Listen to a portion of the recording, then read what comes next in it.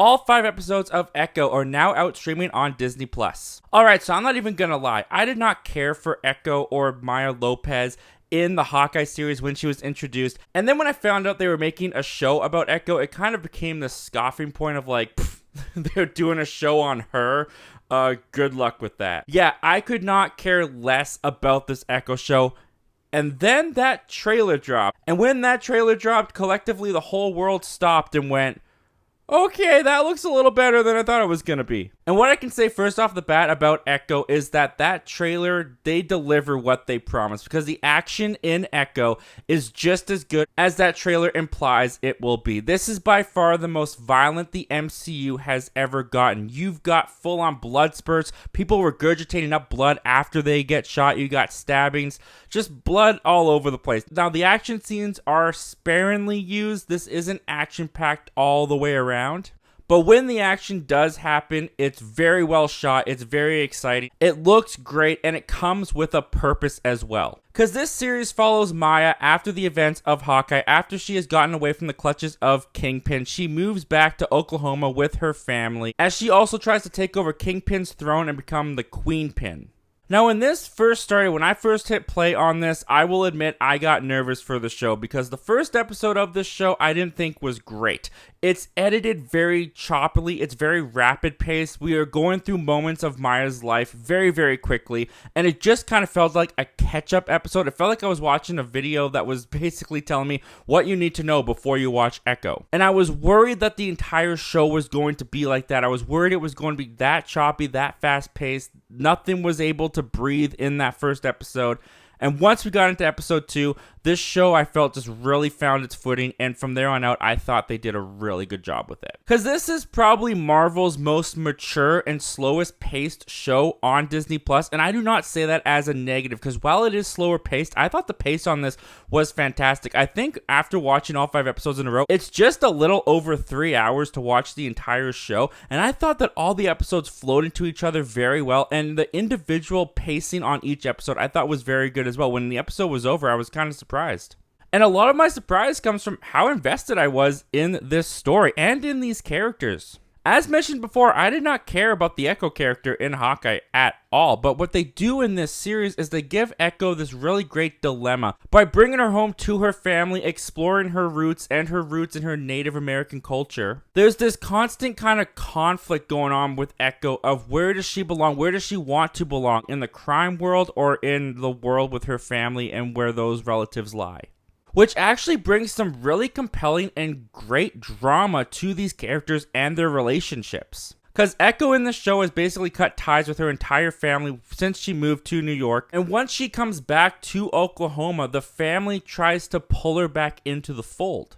Which is also what makes the action sequences really great with how violent they are, because they're not just violent for violence sake. The violence actually really emphasizes just the contrast of Echo's double lives. But I was also really invested in all of the characters in the show and in the family dynamics that were going on. It kind of reminded me of why I loved Ms. Marvel, because while there's superhero stuff going on in Ms. Marvel, that is my least favorite part of Ms. Marvel. I love the family dynamics. I love exploring the Muslim culture, a culture that I know very little about. And in the same way, Echo does that with her Native American roots. And the way that they incorporate that culture into the show works really well. And talking about the performances, Vincent D'Onofrio is back as Kingpin as promised in the trailers, and he is fantastic. I love the way that the show explored the relationship between Echo and Kingpin. We got a little bit of that in Hawkeye with Wilson Fisk trying to convince Echo that he does love her, but she's just not buying it. And we get to go deeper into that in this show and with their relationship.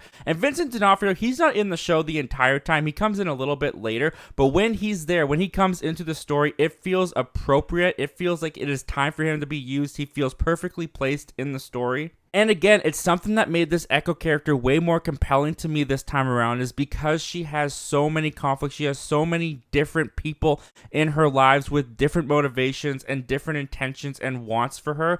And she is stuck in between all of them, and she's got to choose which one she wants. And speaking of Echo, I like a lot of what they do with her character as well. And what's cool about her character is she is deaf, and the way that they use the ASL language and the way that they'll sometimes even go into Echo's point of view and you're inside her head and you're, for lack of a better word, you're hearing and seeing exactly what she's experiencing. It's so immersive into this character's world, and you just feel like you get a better understanding of her daily struggles. And it's just a way more personal and intimate look into the character than anything that they were doing with her in Hawkeye.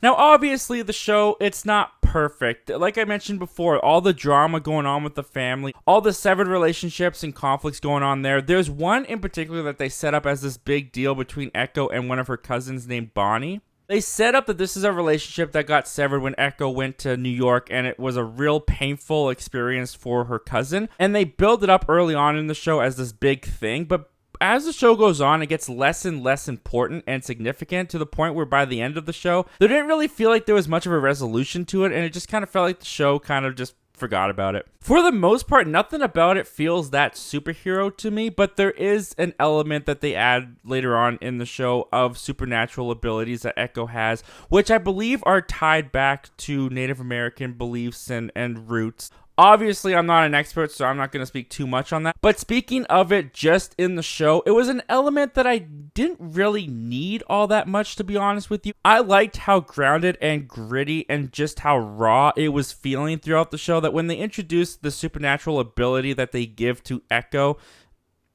I could have done without it. And like many Marvel Cinematic TV shows on Disney+, the ending episode does feel a little bit too short, it does feel a little bit too rushed, and it didn't fully stick the landing for me. But other than that, guys, color me shocked. I could not have cared less about this Echo show, a couple months ago, and then that trailer dropped, got intrigued, and now here I am sitting here saying, I would recommend that you go and watch the Echo show. It feels very fresh and unique for the Marvel Cinematic Universe. It's a great redemption for this character. Vincent D'Onofrio is great in it, some fantastic action sequences. This is the first show under the Marvel Spotlight banner that are going to highlight more grounded level superheroes, and if we get more shows like Echo from the Spotlight banner, I think this could be a real great new era for the Marvel Cinematic Universe. Anyway, guys, those are all my thoughts and opinions on Echo. Now I want to hear from you. What did you think of Echo? Have you had a chance to check it out yet? Comment down below and let me know. And if you're new here and you haven't heard, we have a goal on this channel. We want to hit 4,000 subscribers before the end of the year. If you like talking about Echo, the MCU, Marvel, or just movies in general, we do that all the time over here. You're in the right place, and we'd love for you to join our little community. Consider hitting that subscribe button before you make your way out. As always, guys, thank you so much for hearing me out, and I hope to talk to you guys again real soon.